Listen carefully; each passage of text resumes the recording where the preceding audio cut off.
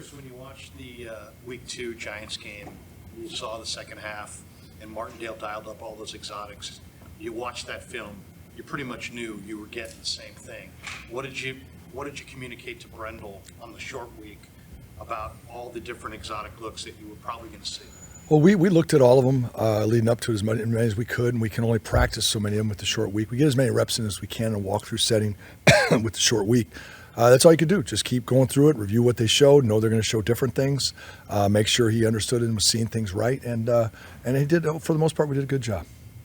How challenging is that when so the team's blitzing as much as they are in terms of, everyone has to be under P's and Q's for repeatedly over and over. I mean, they do anyway, obviously, but in that situation, how challenging? Yeah, it's always challenging. They do a good job of making sure that they test all your rules. They make sure your rules are sound, make sure your guys are on point, and they did. They tested us, and obviously there's always going to be one or two where you miss, but for the most part, the guys did a good job. The guy puts pressure on is a lot of times there weren't enough blockers, and so it puts pressure on Brock and the receiving core to be able to answer by getting rid of the ball in certain instances and be able to make plays, which we were able to do just enough.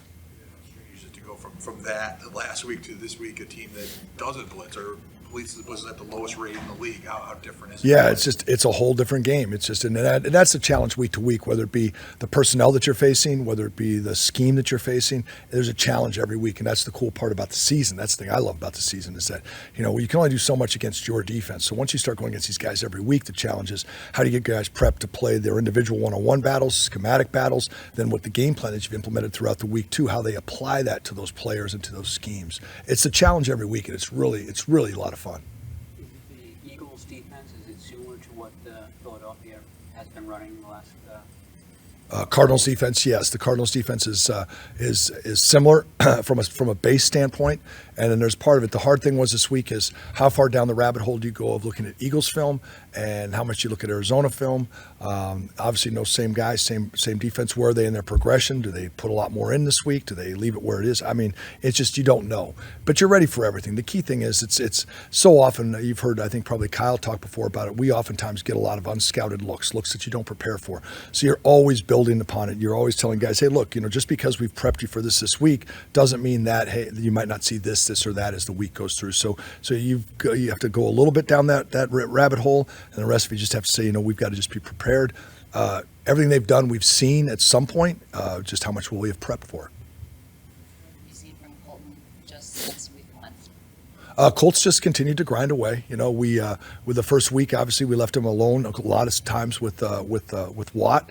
And he had his ups and downs with him. Obviously, it was a battle that TJ had some success on us, but we were able to get the win and able to come through it. Colton the next 2 weeks has just stayed the course. He hasn't didn't throw him off. Whatever happened week 1 and week 2 and week 3 just continues to work on the things that need to get better. That's the thing that we've always talked about with Colton, right? His mentality, his demeanor, how one bad play doesn't lead to 3 bad plays, how it doesn't let things pile up on him, and now even more so that he's a starter and playing every week. I think that's hey, you're going to have a bad play every now and then. Now you've got to come off of that play, correct it, and make better. And he has done that, but again, it's a whole new week. We'll see. The Cardinals grabbed a couple of your young offensive linemen right around cut-down day last month. How frustrating is that for you to have a young player that you had started to develop, you had probably plans for, to have him kind of get swiped by another team?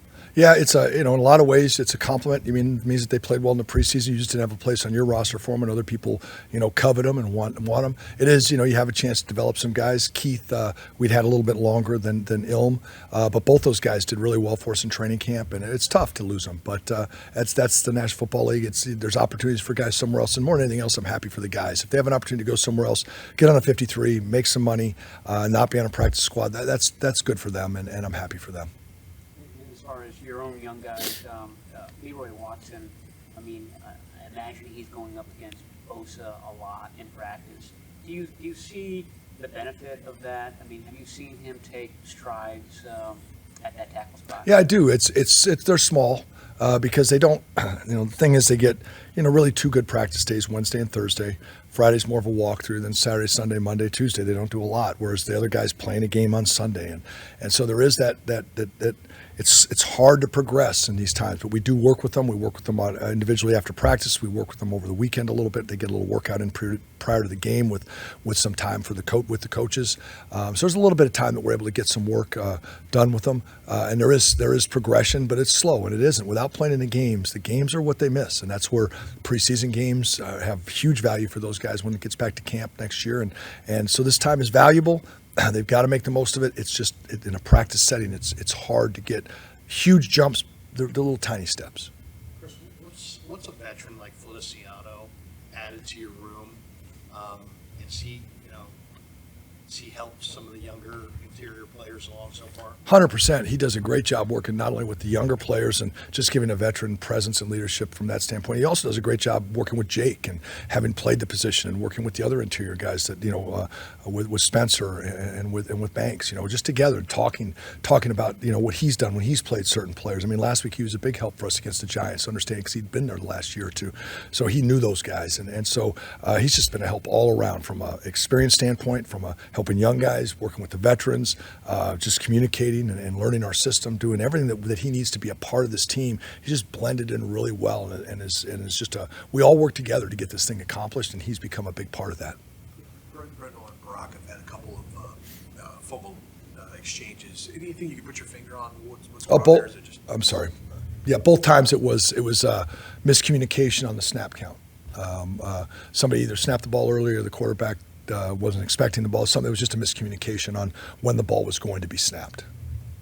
Points a game for the last 3 games is nothing to scoff at, but obviously Brock missed a few. There's huge potential for more. Does that leave you kind of excited for what the potential could be? Yeah, always does. You hope, it's the same thing. You see plays that are available, both run and pass. There's huge run. There's been some run opportunities that we've missed over these few weeks that we've just been off on some combination blocks and things. Everybody can see the, the wide open pass that might be missed or overthrown. And who knows why that is, whether it's the receiver, the quarterback, the line, the protection, 100 different reasons for it. But it does lead to hope. You say, yeah, man, well, we hit a couple of these. You're not going to hit them all. But if you hit 1 or 2 more, well, what happens? You hit 1 or 2 of these runs, what happens? So there's always room for improvement. That's the good thing. You can look at it and say, hey, guys, this is things we need to improve on. They're definite clear things to work on. How is Brock at the line of scrimmage setting protections? He made that anticipatory touchdown pass to Bell, and Bell hadn't even gotten out of his break yet, and the ball was in the air.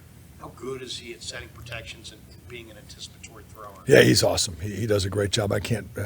Brock has been, everybody, we talk about this and that, and you say, yeah, well, he finally was the starting quarterback all of training camp, and he finally was the, starting quarterback through preseason. And last year he took over midseason with 0 reps as the 3rd quarterback, and then played through the year and has had success. So it's all ahead of him. It just continues to grow and get better, and you couldn't be happier with the way he does things. And most of our protections are pretty well taken care of by Kyle, by the center. The quarterbacks don't do as much with it, but he understands completely where the free guys are. He moves away from pressure and does an excellent job with that, understands his problems. He's a real student of the game, understands it, and has the athleticism and the ability to make plays and make throws, understanding that the anticipatory throws have been, to me, and I'm, again, not a pass guy as much as I am a line coach and that, but they seem really cool how he does that. Thank you, guys. Uh-huh.